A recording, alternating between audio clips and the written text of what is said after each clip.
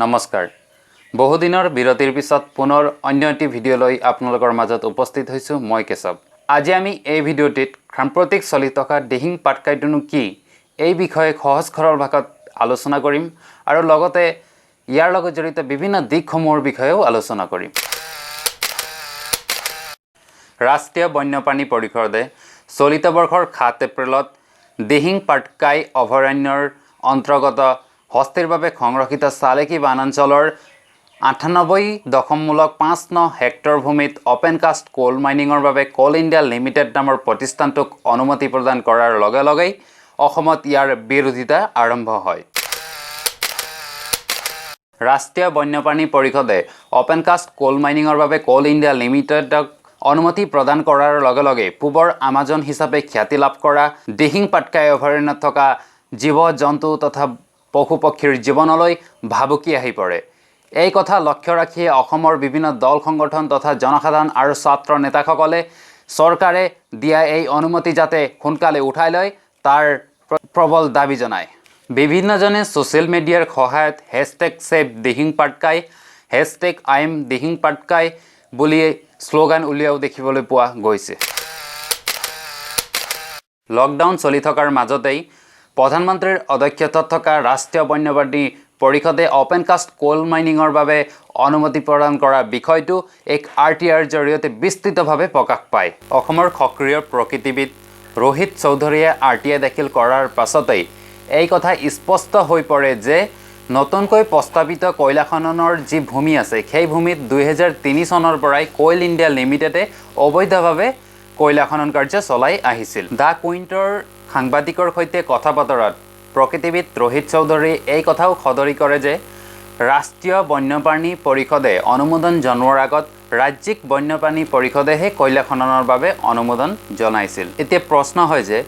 ৰাষ্ট্ৰীয় বন্যপ্ৰাণী পৰিষদে অনুমোদন জনোৱাৰ আগত ৰাজ্যিক বন্যপ্ৰাণী পৰিষদেহে যদি অনুমোদন জনাইছিল তেন্তে তেওঁলোকে কিয় অসমৰ জনসাধাৰণৰ পৰা এই বিষয়টো লুকুৱাই ৰাখিবলৈ চেষ্টা কৰিছিল? প্ৰতিটো ভাষণতে জাতি মাটি ভেটি সুৰক্ষাৰ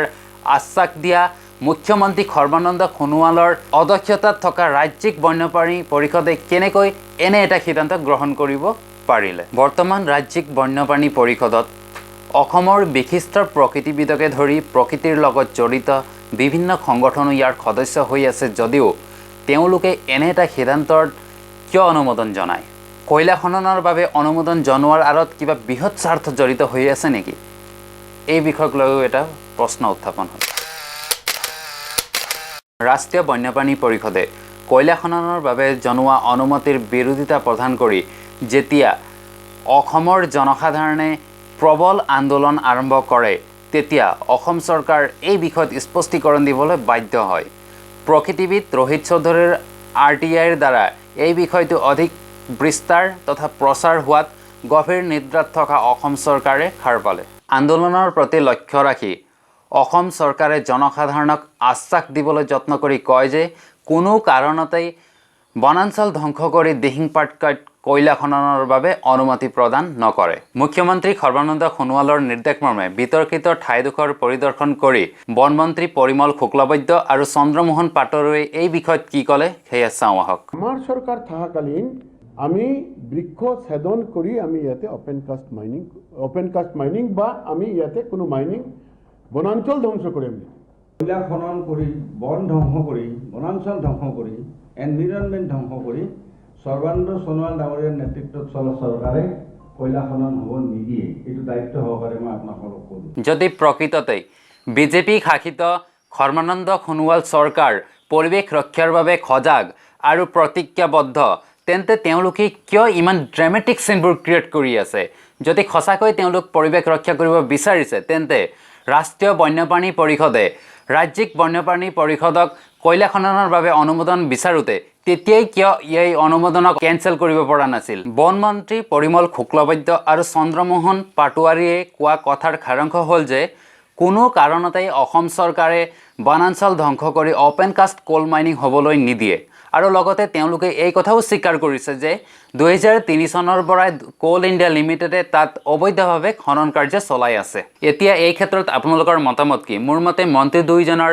মন্তব্য স্ববিৰোধী আৰু যুক্তিহীন কিয়নো বনাঞ্চল ধ্বংস কৰি কয়লা খননৰ বাবে অনুমতি প্ৰদান নকৰোঁ বুলি দম্ভালি মৰা চৰকাৰে 2003 চনৰ পৰাই দিহিং পাটকাইত যি অবৈধভাৱে খনন কাৰ্য চলি আছে তাৰ বিৰুদ্ধে কিয় এতিয়ালৈকে কোনো কঠোৰ পদক্ষেপ গ্ৰহণ কৰিব পৰা নাই নে 2003 চনত আমাৰ হাতত শাসনভাৰ নাছিল বুলি পূৰ্বৰ চৰকাৰৰ ওপৰত সমগ্ৰ দুখ চাপি দিবলৈ বিচাৰিছে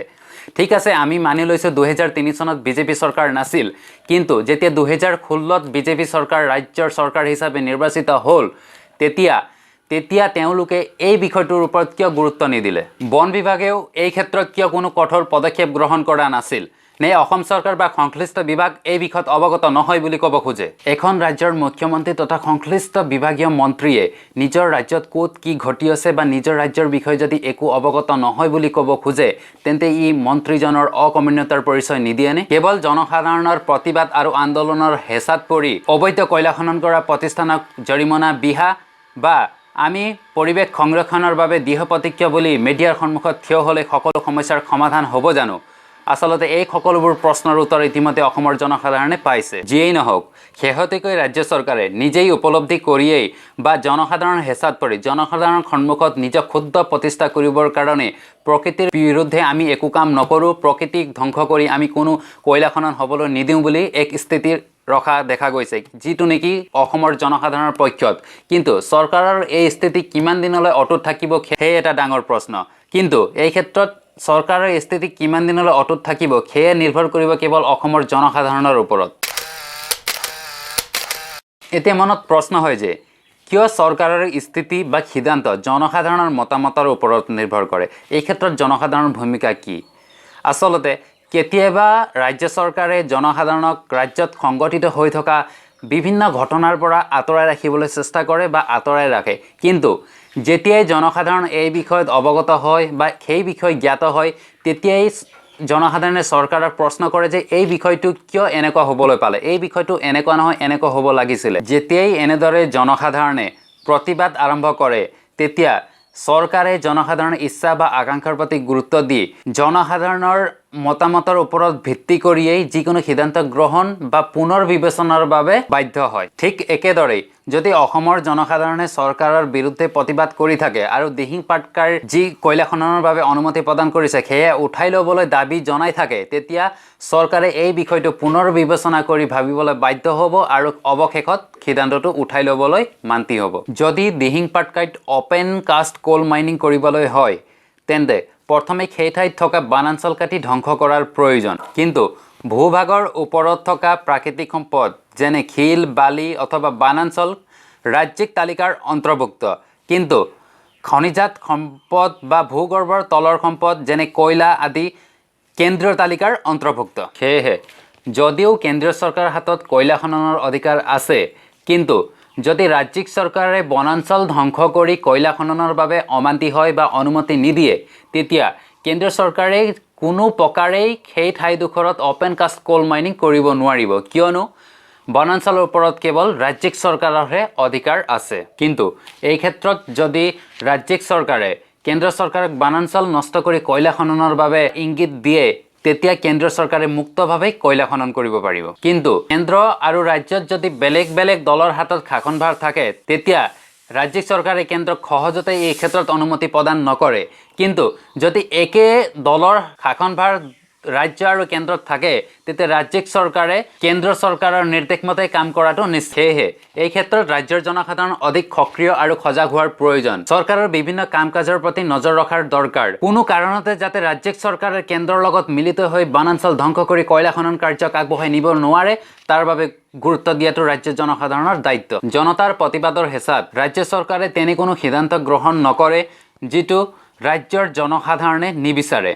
এই ক্ষেত্ৰত জনসাধাৰণে বিশেষ গুৰুত্ব দিয়াৰ প্ৰয়োজন যদি জনসাধাৰণে এই ক্ষেত্ৰত গুৰুত্ব নিদিয়ে তেতিয়া ৰাজ্য চৰকাৰে নিজ ইচ্ছা অনুসৰিয়ে কেন্দ্ৰৰ লগত মিলিত হৈ যিকোনো সিদ্ধান্ত গ্ৰহণ কৰিব পাৰে সেয়েহে জনসাধাৰণৰ মতামতৰ ওপৰতেই ৰাজ্য চৰকাৰৰ সিদ্ধান্ত ডিপেণ্ড কৰে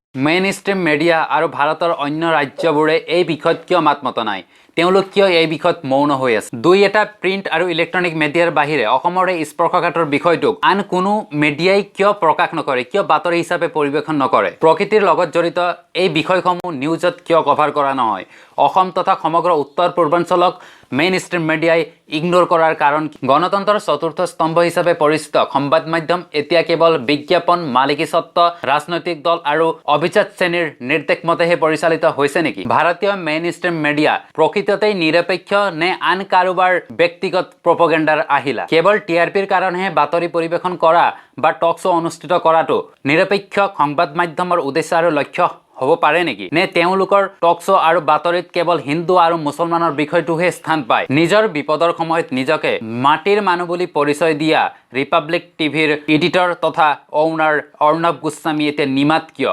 ব্ৰাজিলিয়ান এমাজন বা গ্ল'বেল এমাজনত জুই লাগোতে #ছেভ এমাজন বুলি প্ৰটেষ্ট কৰা ভাৰতৰ অন্য ৰাজ্যৰ জনসাধাৰণে পূবৰ আমাজন ধ্বংস হ'বলৈ লওঁতে কিবা মাত মাতিছেনে? তেওঁলোকে প্ৰটেষ্ট কৰিছেনে? অন্য ৰাষ্ট্ৰৰ বৰ্ষাৰণ্য ধ্বংস হ'বলৈ লওঁতে বুকুত দুখ লগা ভাৰতীয়ৰ আজি নিজ বৰ্ষাৰণ্য ধ্বংস হ'বলৈ লওঁতে কিয় মুখৰ মাত ওলোৱা নাই? শেষত কওঁ যে অসমৰ সম্পদসমূহ কেৱল অসমৰ জনসাধাৰণেই যে ৰক্ষা কৰিব লাগিব সেয়া নিশ্চিত, কিয়নো ভাৰতৰ অন্য ৰাজ্য বা মেইন ষ্ট্ৰীম মিডিয়াই আমাক সহায় কৰিব বুলি ভবাটো অমূলক।